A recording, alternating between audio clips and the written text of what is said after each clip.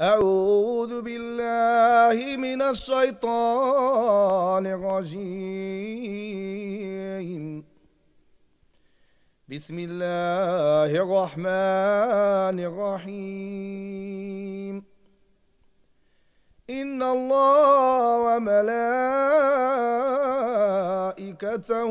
يصلون على النبي يا أيها الذين آمنوا صلوا عليه وسلموا تسليما. صلى الله عليك وعلى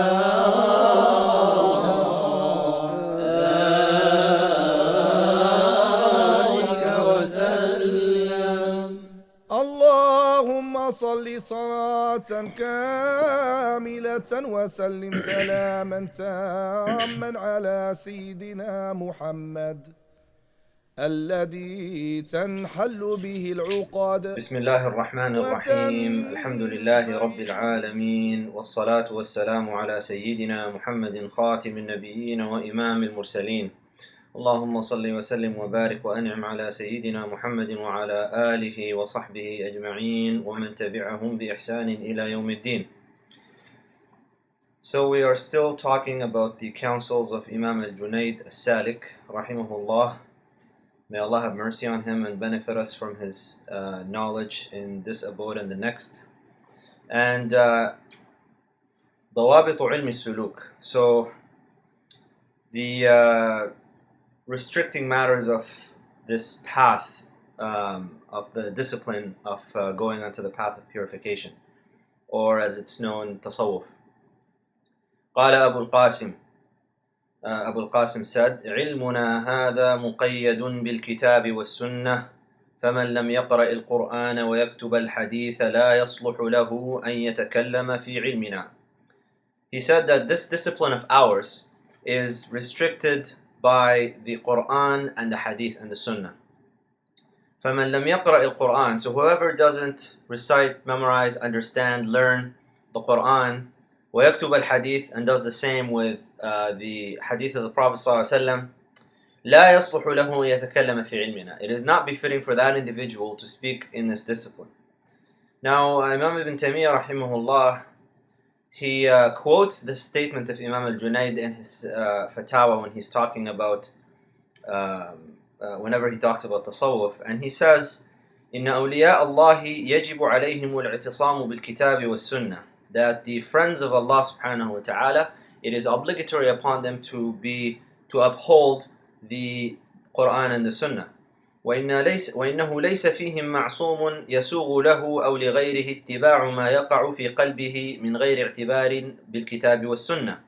And it is not permissible, none of them is actually infallible, and it is not permissible for any of them to follow whatever occurs in their heart without checking back with the Quran and the Sunnah. And the reason for that is because unlike the Prophet ﷺ, who Allah about him says, وَمَا يَنْطِقُ عَنِ الْهَوَىٰ إِنْ هُوَ إِلَّا وَحْيٌ يُوحَىٰ, that he does not speak just from desire, from whim. It's always a revelation to the Prophet ﷺ. Unlike the Prophet ﷺ, we are susceptible to shaitan and to our egos and to our nafs and to our desires and whims that may or may not actually go with the Quran and the Sunnah. And so we have to always go back to that absolute checkpoint when it comes to religious matters. وَهَذَا مِمَّا اتَّفَقَ عَلَيْهِ أَوْلِيَاءُ اللَّهِ عَزَّ وَجَلَّ. And this is from the things that have been agreed upon by all of the friends of Allah subhanahu wa ta'ala. مَنْ خَالَفَ فِي هَذَا فَلَيْسَ مِنْ أَوْلِيَاءِ اللَّهِ سُبْحَانَهُ الَّذِينَ أَمَرَ اللَّهُ بِاتِّبَاعِهِمْ. And whoever differs about this, whoever doesn't agree with this, if you don't agree that you have to check your whatever you want to do with the Quran and the Sunnah, then you're not actually part of this awliya, of the friends of Allah subhanahu wa ta'ala, who Allah actually has declared that we have to follow them.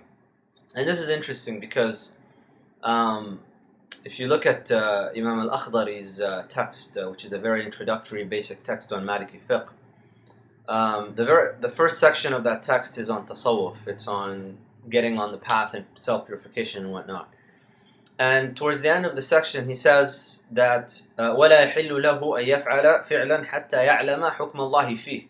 And it is not permissible for anybody to just act without knowing the ruling of Allah subhanahu wa ta'ala until they know what the ruling of Allah subhanahu wa ta'ala is on it. And how do you know the ruling? He continues and he says, وَيَسْأَلَ الْعُلَمَاء, and to ask the scholars.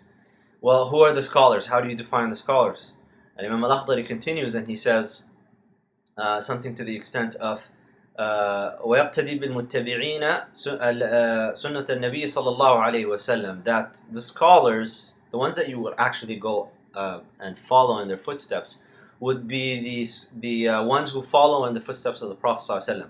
And that's true scholarship. And because in Islam, if you consider the matter of knowledge, ilm, the word ilm, if you take the letters and flip them around, you get amal.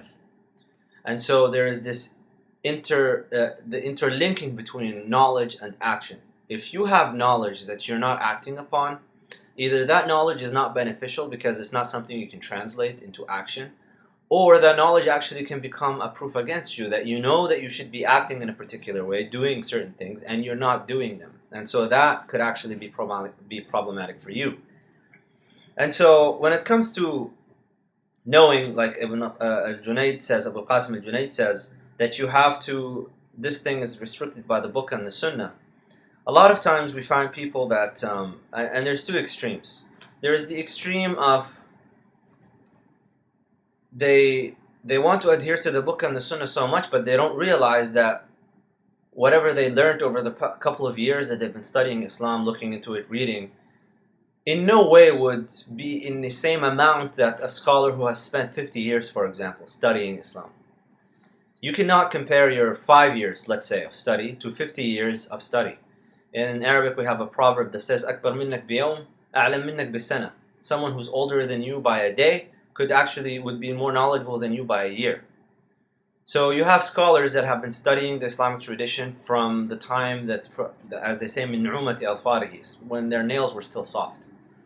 Memorizing the Quran at the time they were 7 years old. Studying Islam, and now some of them have reached the age of 60, 70 years old. And they might be holding a particular position. Now, it is actually, you as a Muslim have to have the good opinion of your fellow Muslims, let alone your scholars. And so a lot of times we find young people that are so quick to condemning scholars and preachers who have been dedicating their entire lives to the Islamic tradition and trying to do it in the most sincere way possible, claiming that what they do has no basis in the Quran and the Sunnah, when in fact, a lot of times you'll find that there is a basis to it, and you might actually be not fulfilling a Sunnah because you just didn't happen to come across it. So we're so quick to condemn.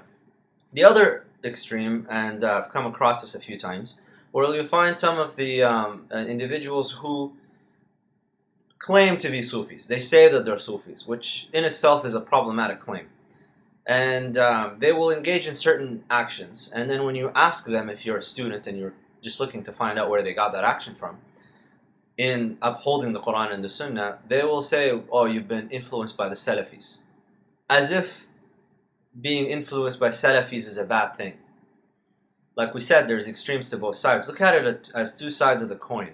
Either you didn't come across the evidence, and so you shouldn't just condemn, you should just be asking, finding out. That's the the function of the student of knowledge.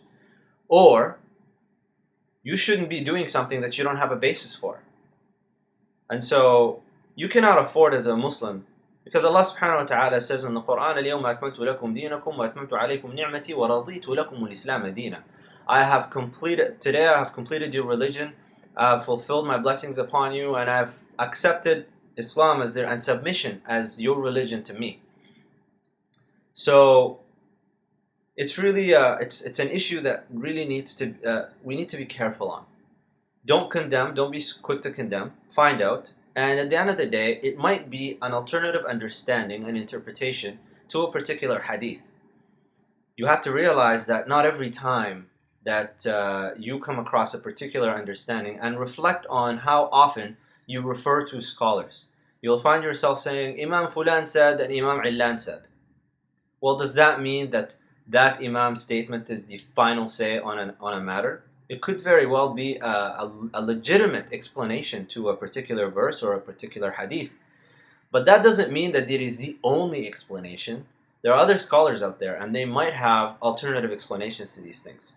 So when we say علمنا هذا مقيد بالكتاب والسنة, that this knowledge is restricted by the book and the sunnah, we're not saying that everything has to be according to an interpretation of a particular scholar who's using the Quran and the Sunnah. We're saying that as long as you can go back to the Quran and the Sunnah, and as long as you can provide an explanation for it, even if you are not convinced by that explanation, because you don't have to be convinced by every explanation. People have different aptitudes and intellectual insights. So if you're not convinced by that explanation, that's okay. You don't have to be convinced, but at the same time, it's not for you to start condemning other people, especially if it's a legitimate difference in opinion where righteous scholars have differed upon. And so, yes, you have to have evidence from the Quran and the Sunnah. That's a must. You cannot claim to be on the path without it. And at the same time, you cannot assume that your understanding and whatever you come across is the only understanding.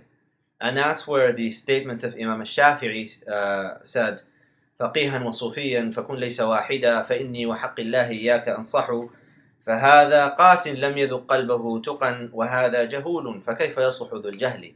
That to be a faqih or a Sufi, don't be just one of them. Because, and I'm giving you sincere advice, for the faqih is one whose heart is hardened and it hasn't tasted taqwa, it hasn't tasted that awareness of God. And the Sufi, the so-called Sufi, is one who is ignorant. They haven't studied. And so how would you expect someone who is ignorant to be upright? And we'll نكتفي بهذا. That will suffice us إن شاء الله. أقول قولي هذا وأستغفر الله لي ولكم فاستغفروه إنه هو الغفور الرحيم. سبحانك اللهم وبحمدك أشهد أن لا إله إلا أنت أستغفرك وأتوب إليك. حاشا لجودك أن تقنط عاصيا